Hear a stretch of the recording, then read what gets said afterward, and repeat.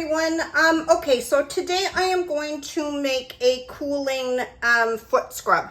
I had actually planned to make foot fizzies on camera today, but unfortunately I didn't realize that I used all of the baking soda that I had on hand earlier in the week. So foot fizzies is going to be our next video.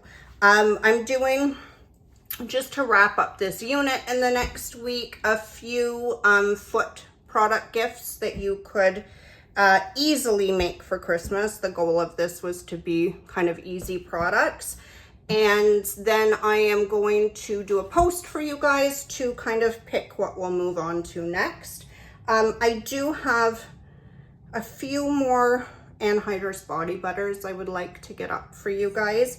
I'm just getting back on my feet, so I apologize for the pause in video content. It just, I couldn't stand long enough, unfortunately, to really make products. But thankfully this week I'm starting to feel better, so I'm able to do a couple hours now without my hips collapsing, which is fantastic. So I developed this foot scrub back last year sometime, and I lost the formulation. I absolutely loved the formula, but I lost it. I had written it and I don't know what I did with it. So it took me quite some time to remember what I had used and redevelop it. So I have. You can make this. This is a cooling foot scrub. The reason I personally like a cooling foot scrub is because my feet swell from my arthritis. I'm sure somebody on my Patreon probably experiences that as well. So you can make this with or without the menthol. If you, it can only be used in the shower. I am gonna also put a note of that on the formula card. Anything with menthol or strong peppermint, do not use it in the bath. Don't put them in your bath bombs. Don't include it in bath soaks because your sensitive bits are going to be sitting in the water and extremely irritated if you do. So this is a shower scrub, or if you do foot baths at home, by all means you can use it for that as well. This is what I use. Now you can also use a coffee grinder. I put my menthol, I'm going to show you this on camera, even though I've pre-weighed everything out. I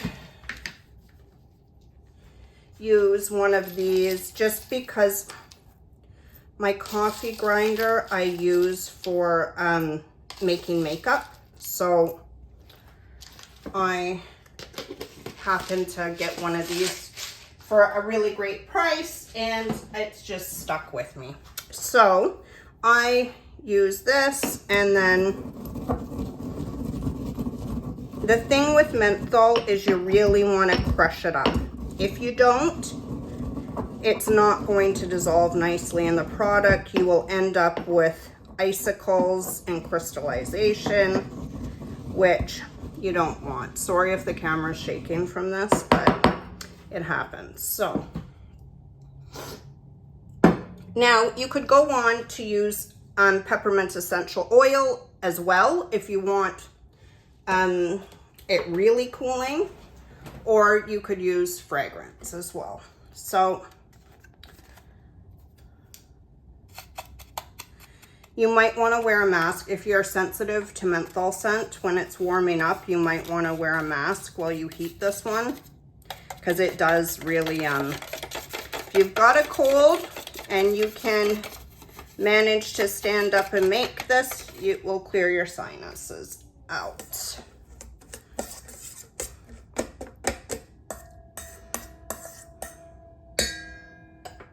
So now we will heat that up.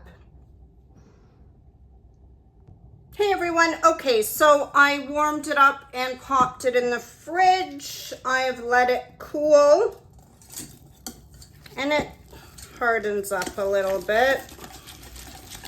Might have let it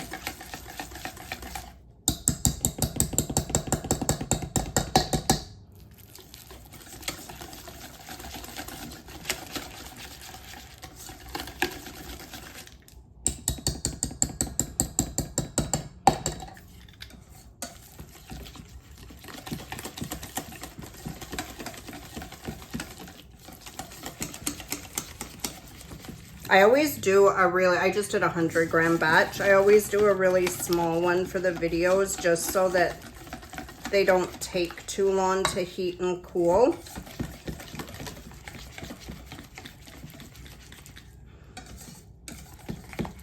I normally do 200 grams, but I only did 100 for this one since I made some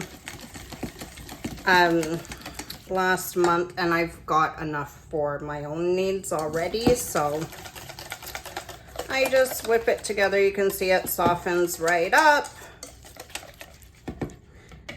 So you can add your Phase B now, or you could add it after the sugar. I'm gonna go ahead and add it now. So I've got my phenip, I've got my EO,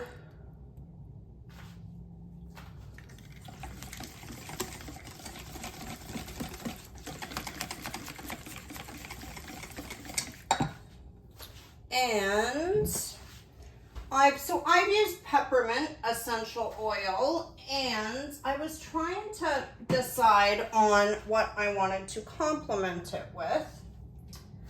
I am sorry, unfortunately, while I was preparing my Phase B, my phone rang, and it was an important call.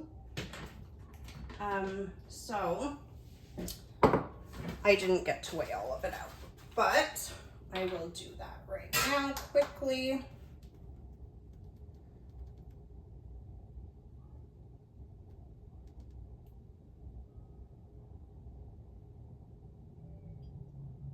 So I like lavender with peppermint.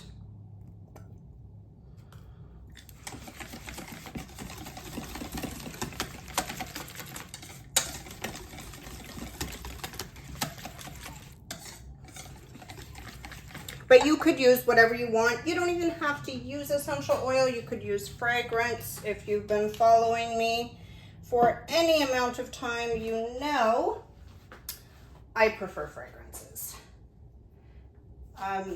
Essential oils.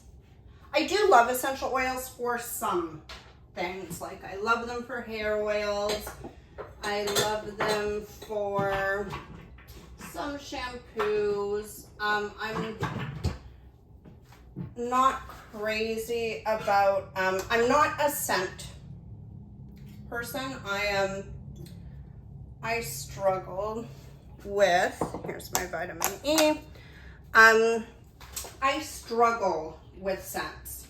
So I am not somebody that could ever work in a fragrance house. I'm not particularly wonderful at blending different oils. I did learn how to blend like a top note, a middle note, and stuff in school, which I will cover on Patreon. I just personally, I struggle with, I end up with headaches. So, I mean, if I could avoid that, I'm sure you would too. Okay, so I've pre-weighed out sugar. You could also use salt for this. Depending on what you like, it's anhydrous. The salt won't affect the formula. I usually, for a foot scrub, will do a couple different textures of sugar. So I'll use like a cane sugar and then granulated sugar, or I will use, if I use salt, the thing with using salt is that Dead Sea salt draws in moisture. I think I went over that in the bath soak, one of the posts I did for bath soaks. So when you add it to a formulation like a humectant, it's going to draw in moisture from the air. So you do have to be a little bit more careful with making sure that the lid stays tightly on the jar. And it's just, it can become a headache for customers too, right? So I prefer sugar. I'm just going to use granulated sugar today. And then I will add a little bit of mica.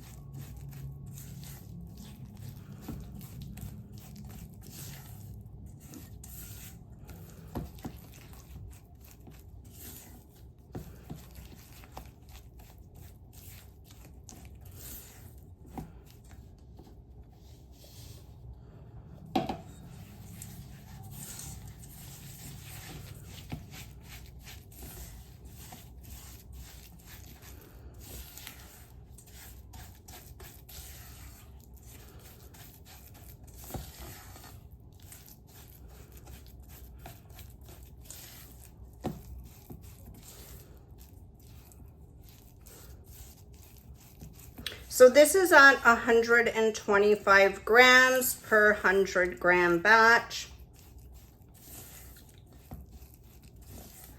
I personally, I'm going to stop it here, but for my own, I do add more. The reason that I add more is I just like really intense exfoliation. I do not have sensitive skin anywhere, so I can handle it. I know it's not for everyone, but for me personally, that's just what I prefer to use. And then I'm going to make it a really nice, pretty green color. I'm using mica because it's oil soluble, and I just happen to have some on hand.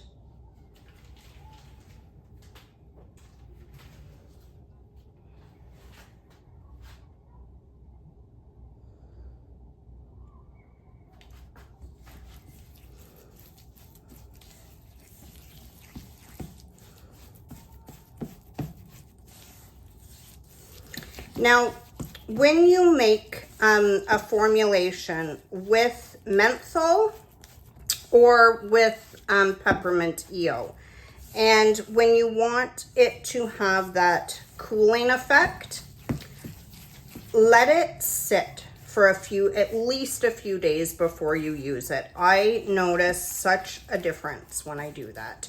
It really intensifies the cooling action.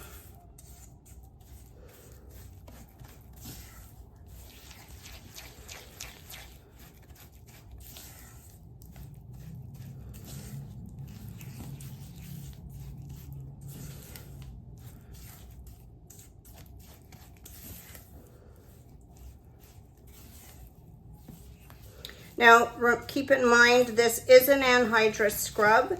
It is 100%. Oh, actually, I got to double check to see if, I don't think Phoenix Cosmo's approved, but you could substitute it for Optifin. Just make sure it's not Optifin Plus, because Optifin Plus is water soluble. So this is not I have included Olive M1000. I've included glyceryl stearate SE, so the anionic version. I like to include an anionic emulsifier whenever I'm doing an anhydrous scrub. And the reason that I do that is because when you add the anionic and the non-ionic together, it creates some foaming action for you and some cleansing action. Not necessarily foam, but cleansing action. The anionic emulsifier, when they are used at the correct percentages together, do create like a little bit of a nice spread with actual cleansing action. So I'm actually going to thicken this up more for you guys, just to show you guys, because you can see when I first brought it out of the fridge, it had cooled a little bit too long because my cousin had called from the hospital and was just updating me on his condition, and I just let it sit in the fridge for a few minutes longer than I normally would.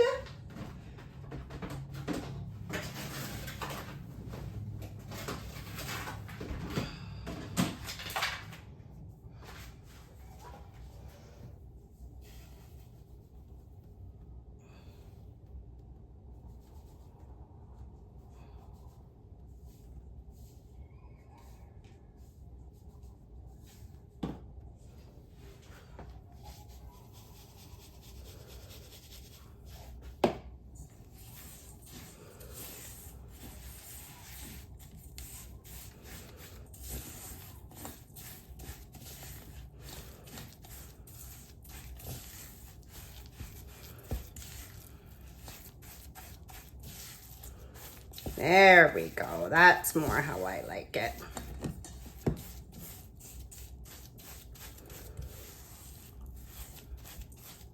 So this would be like 100 and, well, I can tell you exactly how much. I was actually dead on. Okay, so this is 175 grams per 100 grams of scrub base. And this is a really nice texture now.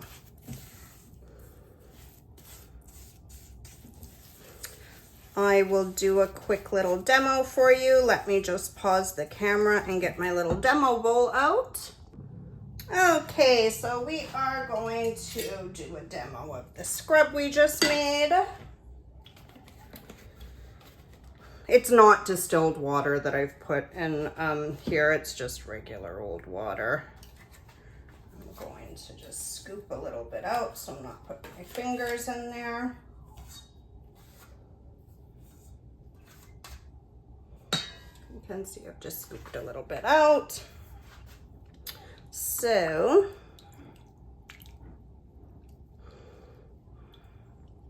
now again, the cooling action will be much more intense after it's sat for a couple days. You can also, if you want to thicken it up, you can add more sugar. It's entirely up to you. But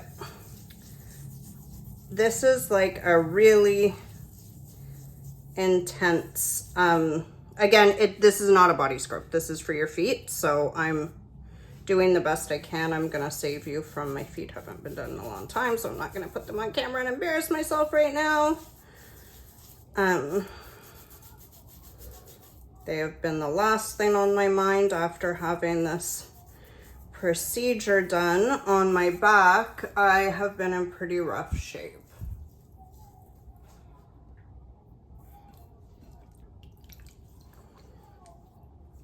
So you can see as it gets wet, see that little foaming? It's very light, but that does provide some cleansing action and not just exfoliation. And it does not have a greasy afterfeel. It's moisturized, but it's not overly greasy. I do like heavy foot scrubs actually, like where they are a little bit greasier. And I do like foot creams like that for nighttime. Like I have a foot cream that I actually should share with you guys. That is a heavier cream, but it's made to be put on before you put those little socks on to go to sleep, to really moisturize your feet. But this is not overly, because of course you're going to be in the shower. You don't want to use a scrub that is going to make your feet like crazy greasy and then slip and crack your backside. So that is why this one is like, it has such a nice clean, just a soft finish, and it is nice and just lightly cooling, but enough that you notice it. So I hope you guys are all having a wonderful Friday, and I will make sure to get the Foot Fizzies video done. I'm gonna do that one tomorrow morning for you guys. I had planned to do that one first and then do the foot scrub, but like I said, I didn't realize I was out of baking soda. So I do have it now. I ordered it and it's arrived already. I ordered it on Costco, and I will get that done first thing in the morning for everyone.